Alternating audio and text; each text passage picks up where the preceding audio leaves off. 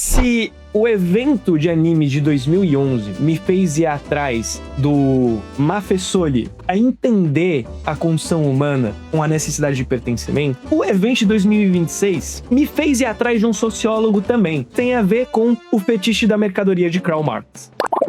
Esse Marx. Esse é Marx também, mas esse é Marx no anime de Marx. Tem o anime de Karl Marx. Pô, lê o Capital não, viu o anime? Seja bem-vindo ao canal Slideologia, onde toda semana eu e meus amigos nos reunimos para apresentar slides uns pros outros. Oi, gente. Hoje eu vim aqui a caráter com minha canequinha do Naruto, com o meu chapeuzinho do Urahara do Bleach. E hoje a gente vai falar de Anime Friends. Café tá gelado. Café 5h50 da tarde do domingo. Terrível esse café, nossa senhora. Mas vamos lá, hoje a gente vai falar de Anime Friends. Mais especificamente, eu voltei no Anime Friends depois de 15 anos. Então assim, a primeira vez que eu fui no Anime Friends foi em 2011, e agora eu com 29 anos, em 2026, eu voltei lá pra ver o que aquela sucursal do inferno tinha se tornado. E a resposta, ela me surpreendeu de muitas maneiras, tanto positiva quanto negativamente. E o que a gente vai ver aqui hoje é exatamente isso. A minha surpresa manifestada em slides para os meus compatriotas aqui do Slideologia. Em 2011... A qualidade desse logo. Friends, inacreditável. Mas assim, esse era o logo do Anime Friends. E a gente pode até fazer uma análise aqui, visual, de como as coisas mudaram, como a personagem, ela foi de modas visuais que estavam mais em voga no momento, como airbrush, como um render mais trabalhado, e hoje é uma coisa mais 2D, com coisas mais minimalistas, segue uma nova estética de identidade visual de anime e tal. Muito bacana, mas o vídeo não é sobre isso. O vídeo, ele é um pouquinho mais elaborado. O que estava acontecendo em 2011, né? Vamos situar no tempo o que estava rolando. A gente estava tendo o Big Three sendo publicado semanalmente ainda. No caso, um deles ainda tá até hoje. Hunter x Hunter tinha acabado de ganhar um remake. Steins Gate e Madoka Mágica eram os animes do momento. E os mangás que mais estavam na boca do povo aí, na boca do otaquinho, era Tokyo Ghoul, que infelizmente ganhou um anime, e Jojo, o mangá, também tava explodindo, o que contribuiu muito pra febre que Jojo virou nos anos subsequentes, né? E aí, em 2011, a comunidade de animes tinha uma revista que era publicada mensalmente, que por acaso, olha o que eu tenho aqui! Então, meus amigos, eu fui num sebo aqui perto da minha casa, onde eu achei esta Anime-do de janeiro de 2011, e eu queria ler pra vocês a nota da editora-chefe aqui, porque eu achei ela muito interessante. Algo que me vem chamando a atenção, entre as cartas e e-mails do Anime-do, são as histórias de muitos leitores sobre como são atormentados por amigos e conhecidos, ou pela própria família, por sua paixão por animes e mangás. Na verdade, os nerds, de um modo geral, são aloprados pelas pessoas que não entendem o interesse por esses desenhos de criança. Atire a primeira pedra quem nunca ouviu uma risadinha quando comprou seu mangá favorito na banca da esquina. Claro que esse papo de preconceito contra nerds é mais velho que o mangá da Candy Candy. Mas o que me chama a atenção é que isso aconteça hoje, quando a cultura pop nunca esteve tão antenada com o mundo dos desenhos e quadrinhos nipônicos. Vira e mexe, reportagens especiais sobre assuntos vão ao ar em grandes emissoras, além de jornais e revistas de grande circulação. Cosplayers e a moda nipônica estão em destaque em publicações sobre moda e séries de TV, além dos eventos que hoje atraem multidões. A questão é, não somos mais uma tribo desconhecida do grande público. Eles sabem quem nós somos, e cabe a cada um de nós mostrar nosso hobby como algo saudável e divertido. Esse texto aqui da editora-chefe, da Lily Carroll, me deixou muito intrigado por duas coisas. A primeira é essa necessidade que a gente tem como ser humano de buscar uma validação das nossas tribos, da nossa necessidade de pertencimento. E aí, eu vendo, né, isso, eu lembrei fortemente do meu momento no Anime Friends em 2011, que era isso, né? Era uma necessidade de pertencimento. Eu precisava estar junto com o meu grupo de iguais. E eu, com meus 12 anos, aquilo fazia muito sentido. Mas eu achei no livro O Tempo das Tribos, de Michel Maffesoli, que é um sociólogo francês moderno, e ele fala que hoje em dia não existem mais tribos da maneira com quais elas foram cunhadas originalmente na sociedade humana. Então hoje nós não nos dividimos mais por segurança inerente, assim. O motivo central não é segurança. O motivo da divisão de tribos não é sangue, família ou a sua função social dentro daquele lugar. Hoje as tribos, elas são organizadas única e exclusivamente por afeto. Então você junta pessoas que tem um gosto em comum, e isso vira uma tribo, onde todas as sensações e todas as dinâmicas dessa tribo são majoritariamente positivas, são majoritariamente ligadas a afeto e a um senso de comunidade perdido. E eu falo senso de comunidade perdido porque o próprio Maffesoli aqui, ele vai falar que a gente só tem essa necessidade de se vincular a uma tribo que não carrega um valor real, porque a nossa dinâmica no capitalismo tardio, ele vai falar que na dinâmica dos centros urbanos extremamente carregados, a impessoalidade ela é muito maior. Então, por mais que a gente esteja soterrado de pessoas, dos pés à cabeça, estamos muito mais sozinhos do que sempre fomos. Porque as nossas dinâmicas com tribos sociais não são mais funcionais. Então, a gente busca em tribos paralelas esse sentimento de pertencimento. E é por isso que em 2011, o Anime Friends e a Lily Carroll vai fazer esse comentário sobre tribo, sobre necessidade de pertencimento e de coisas que acontecem. Mas, veja só, ela também cita coisas incríveis aqui. Ela fala de como o nerd sofre. O otaku, ele é um martírio social, né? O nerd, ele sofre. E aí, é muito engraçado ver isso, porque tanto Nietzsche quanto Sartre já falaram sobre a necessidade de algumas pessoas de se autoflagelar, de se colocar como um martírio social. Talvez numa necessidade cristã católica de se equiparar a Jesus, talvez. Mas Nietzsche, ele vai ser um pouco mais direto, né? Ele é um dos principais filósofos que criticavam a autoflagelação, porque Nietzsche entendia que alguém que tem uma deficiência de vitalidade, né, uma deficiência de poder real, precisa se colocar num pedestal moral, num pedestal que é um nome terrível, que ele vai usar como o pedestal do escravo, alguma coisa assim, que é na lógica de, se eu sofro, eu sou moralmente superior a você porque você não sofre. Logo, eu, nerd, que apanhei e gostava dessas coisas antes de todos gostarem, eu tenho uma voz mais importante do que as vozes aqui a serem ditas. Óbvio que é uma maluquice do essa lógica, mas Nietzsche já vai falar que as pessoas fazem isso, e Sartre vai completar falando que a autoflagelação funciona como um mecanismo de escapismo de um ser que não consegue viver naquela sociedade. Ou seja, basicamente, meu irmão, se tu não tanca ser um ser humano funcional, tu vai fazer o quê? Tu vai falar que você sofre mais que o outro. É basicamente isso. E isso é um paralelo excelente para a comunidade de animes e mangás em 2001, da qual eu mesmo fazia parte e eu mesmo cometi vários desses próprios erros. Então fica aqui a autocrítica pública. Mas, como foi o Anime Friends de 2011? Cara, ele tem uma cara de Anime Friends. Se alguém me mostra essa foto, eu vou falar essas fotos, né?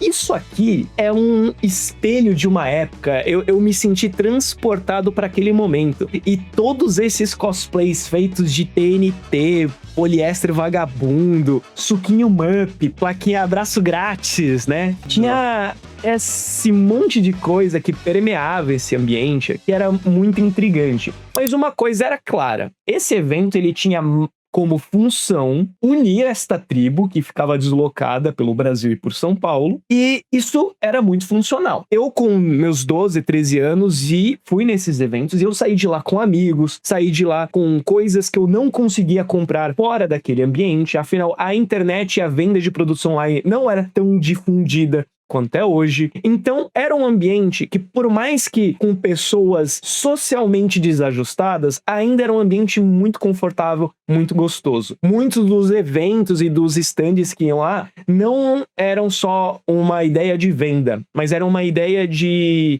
vitrine. Eu lembro que tinha um stands que era só sobre, tipo, o colecionador que tem a maior coleção de jogos de Sonic de São Paulo. Ele ia lá mostrar, levava os videogames, a galera jogava, era super divertido. Tinha várias dessas pequenas coisas que faziam com que a comunidade, nessa tribo, se sentisse mais pertencente a ela. Ah, um detalhe? Todas essas fotos do Anime Friends 2011 eu peguei do Flickr da Gisele, e ela posta foto de todos os eventos de animes e cultura geek no geral que acontecem em São Paulo desde os anos 2000. Que trabalho fenomenal de preservação histórica que essa mulher tá fazendo no Flickr. Então, assim, vamos parabenizá-la. Senão, esse slide aqui não existia.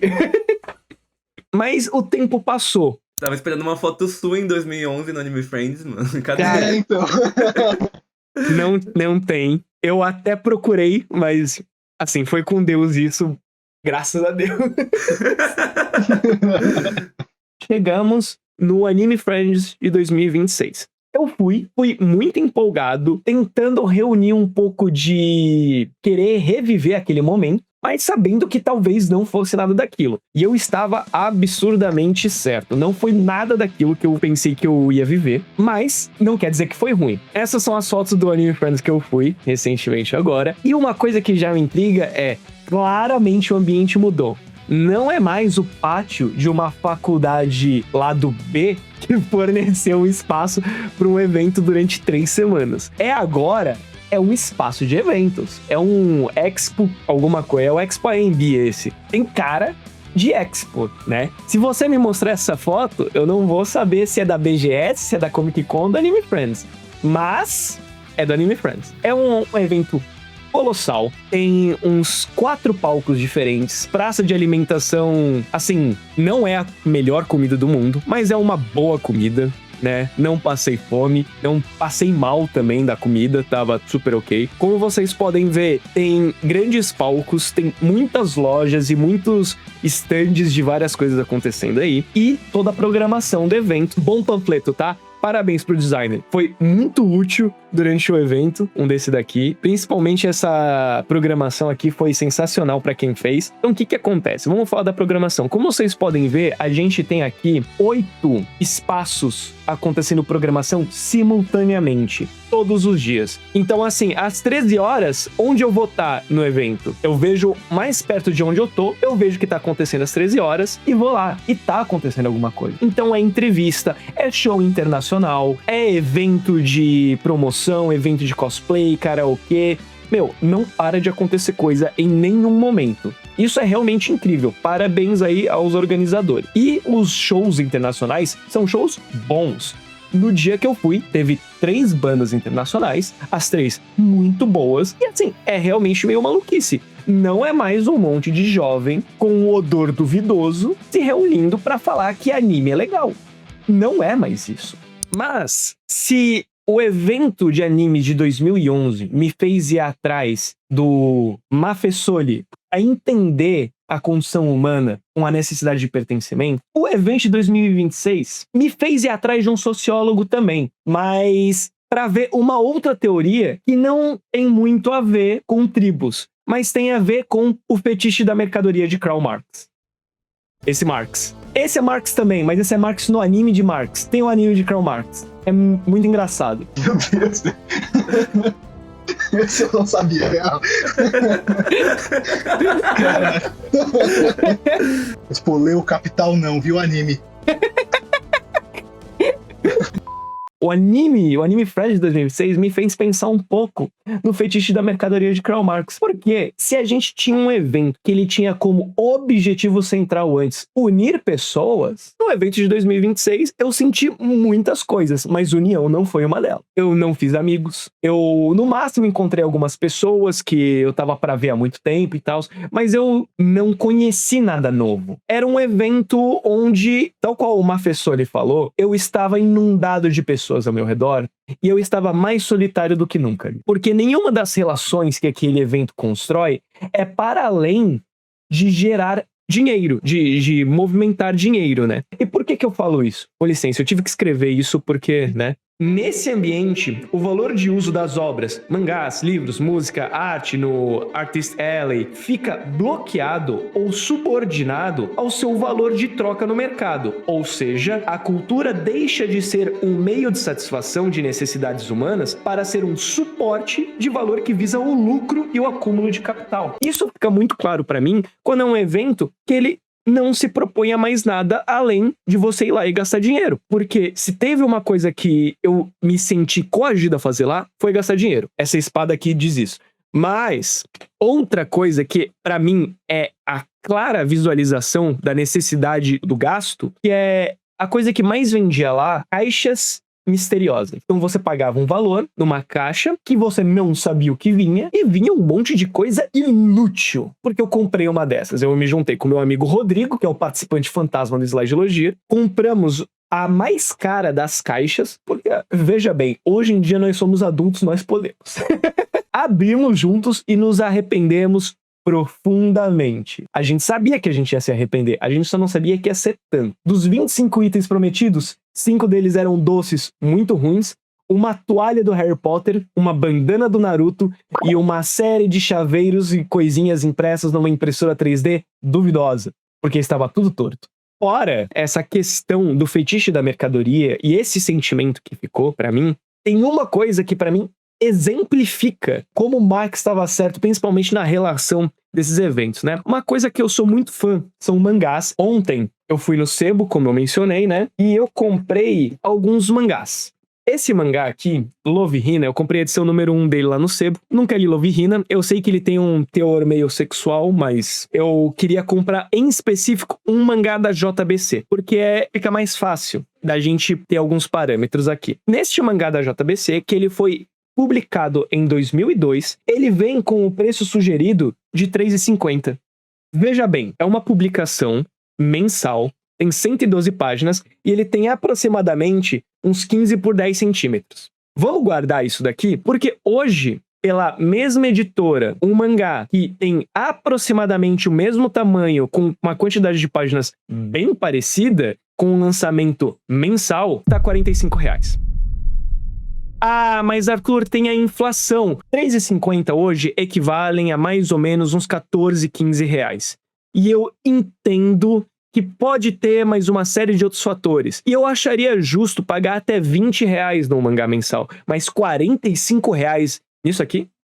Tipo, eu não tô desmerecendo a obra, mas, gente, o intuito não é mais você interpretar, você ler esta obra. O intuito é você dar lucro. E tudo bem, a gente sabe como o mundo funciona, tem que ter lucro, senão essas empresas não continuam fazendo as coisas. Mas a margem de lucro precisa ser tão arrogante assim?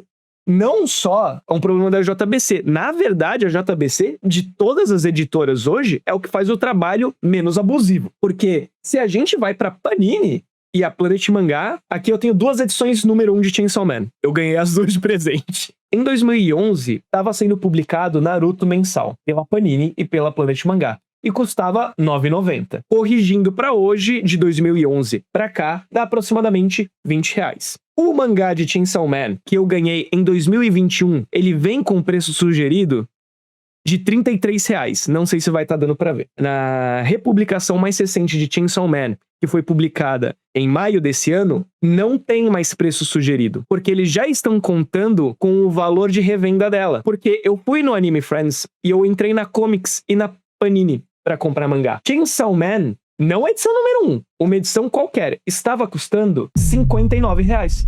Não faz sentido. Ah, mas tem...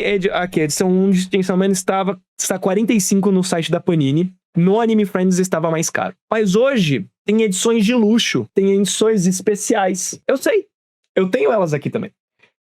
E eu tenho uma série de problemas com edições especiais de luxo, porque nessa edição você reúne os 5 primeiros mangás de Bleach. Está saindo pela bagatela de R$ 70 reais. Lá no Anime Friends estava por 90. Então, assim, a lógica não é mais de comunidade. A lógica não é mais de buscar pertencimento e de buscar segurança para as pessoas que se sentem à margem da sociedade. A lógica é fazer você gastar o seu dinheiro. É isso. O evento de anime que um dia a gente conheceu e que um dia a gente foi, e que a gente tem lembranças agridoces, porque vamos combinar, não era lá essas coisas.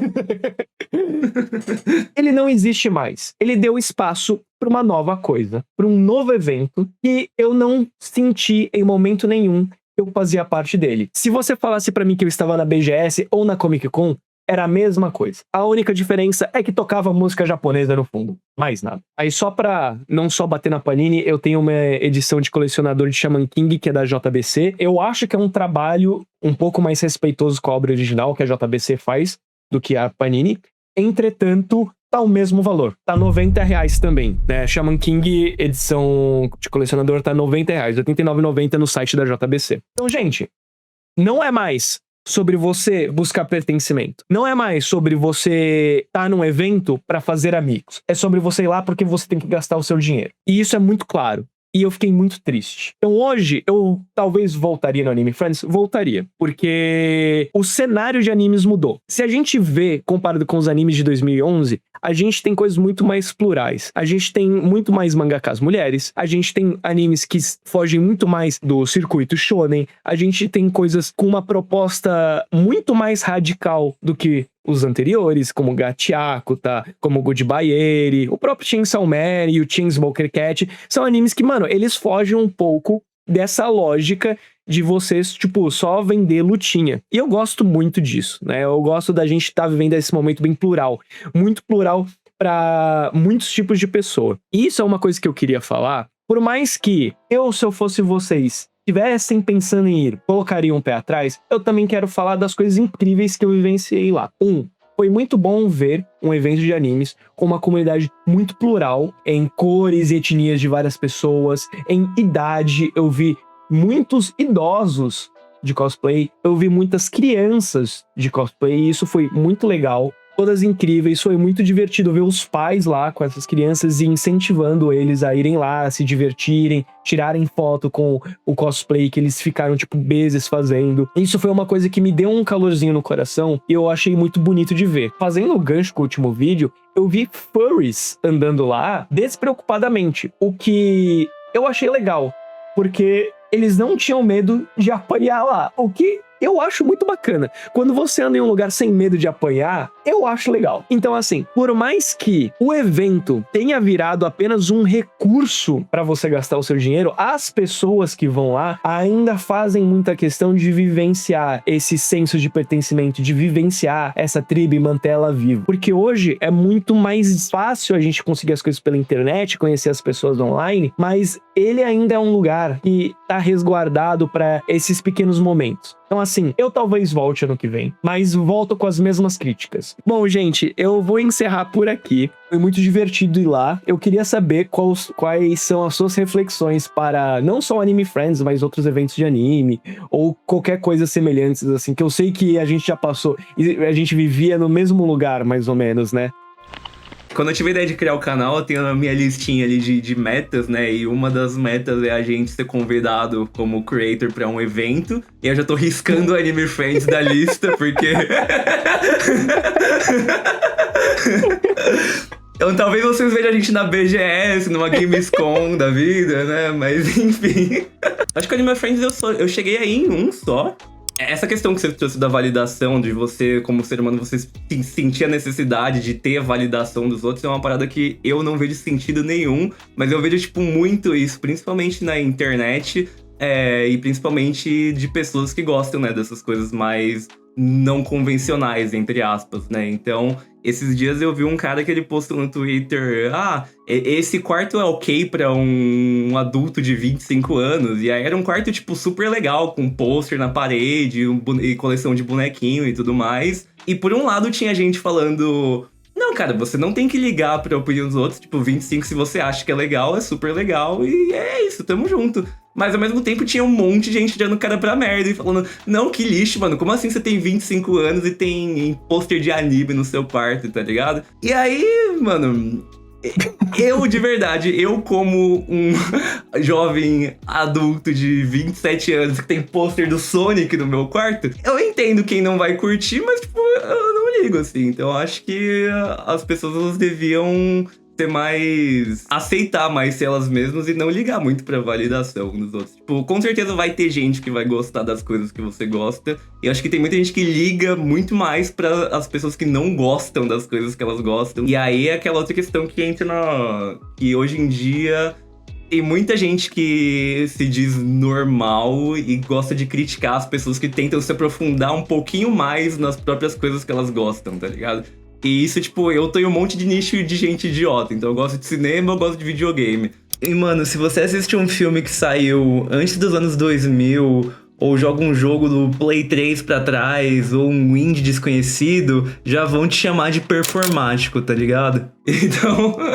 Então acho que hoje, né, nessa onda de anti-intelectualismo que a gente vive, cada vez mais a gente precisa se aceitar mais e ser mais convicto com as coisas que a gente gosta. E aí, o segundo ponto que você trouxe de que o evento é um lugar mais pra vender, é isso, né? Infelizmente virou isso, mas, cara, uma coisa que eu gosto muito desses eventos que virou padrão é sempre ter a Arts Alley. Todo evento que eu vou, o meu local favorito é a Arts Alley, porque é muito mais legal você gastar... Eu me sinto muito mais feliz em gastar meu dinheiro ali com a arte de um artista que tá ali, teve o trabalho dele, do que gastar 90 conto no mangá da Panini, tá ligado?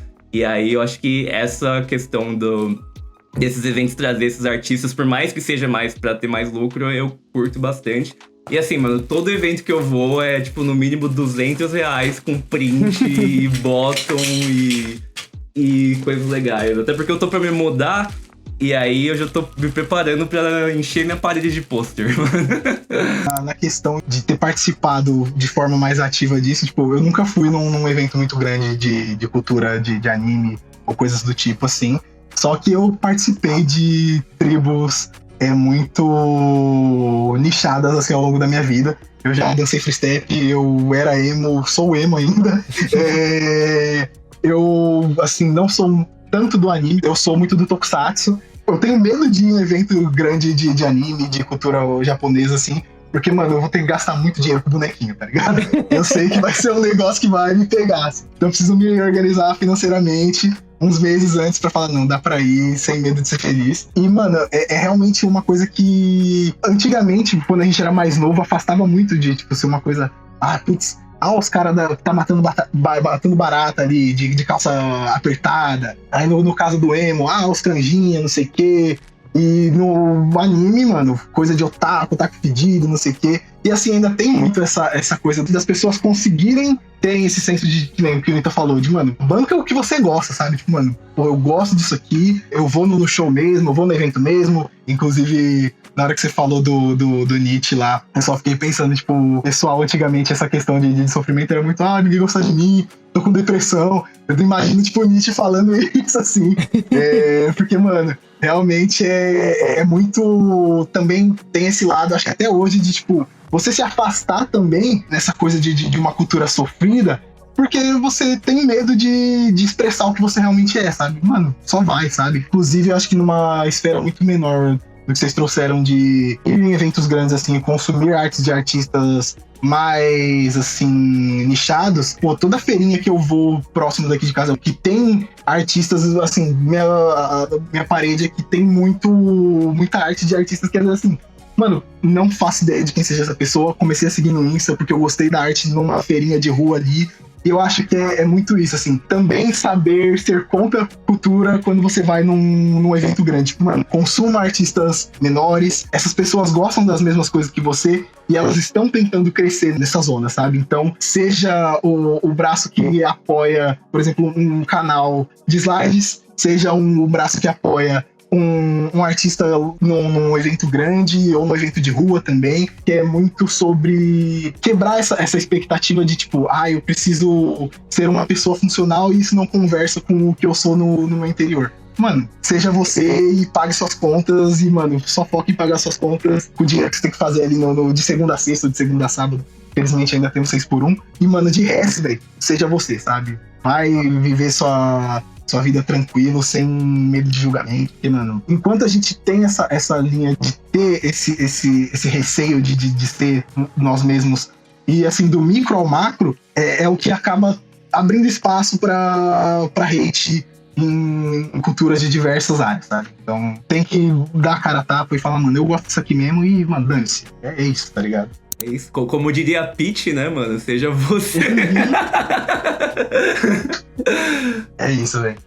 Eu sou completamente fiel aos meus gostos de quando eu tinha 12 anos.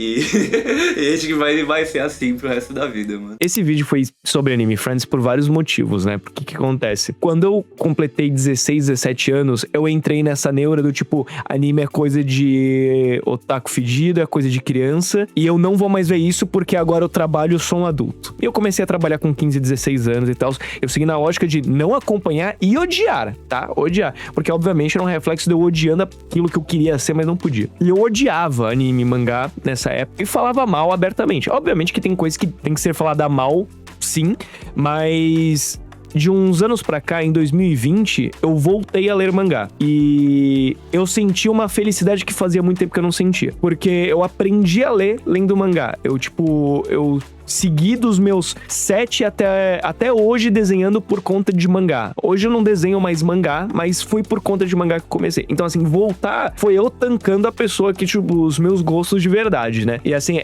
eu deixei de ser uma pessoa amarga, de ser uma pessoa ranzinza, de ser tão estressado quanto eu era. Porque, mano, só do fato de eu estar fazendo uma coisa que eu gosto de fazer já faz a minha vida muito mais feliz. E outra coisa é, tipo, eu sou mais inteligente, mais intelectual, porque eu não sei o que. Irmão do céu. Eu vou ter que parafrasear aqui um youtuber de quadrinhos que eu gosto muito. E se você tá vendo esse canal, você provavelmente sabe quem ele é, que é o Quadrinhos na Sarjeta. E ele tem leituras excelentes sobre quadrinho. Eu vou falar, irmão, as coisas são tão profundas quanto você quiser que elas sejam. Então, tipo, não é porque eu tô lendo esse quadrinho que foi feito na Itália nos anos 80, que ele vai ser só um bang bang genérico. Porque eu posso ler esse quadrinho, ir atrás do artista, ler as outras obras do artista, que é uma coisa que eu faço com vários autores de mangá, já fiz aqui no Slidologia. Eu posso ver o que estava acontecendo na Itália naquele momento, o que fez esse artista escrever essa história dessa maneira, e você pode sim se aprofundar num gosto que parece inacreditavelmente raso. Só que só é raso se você é raso. Se você tem vontade de aprofundar as coisas, você consegue se aprofundar em tudo aquilo que você quiser. Então, assim, é isso. Muito obrigado. Boa. Filosofamos, rapaziada. Boa. O foda que a mensagem tá positiva demais. Acho que as pessoas não deviam ver anime, velho. Mas enfim.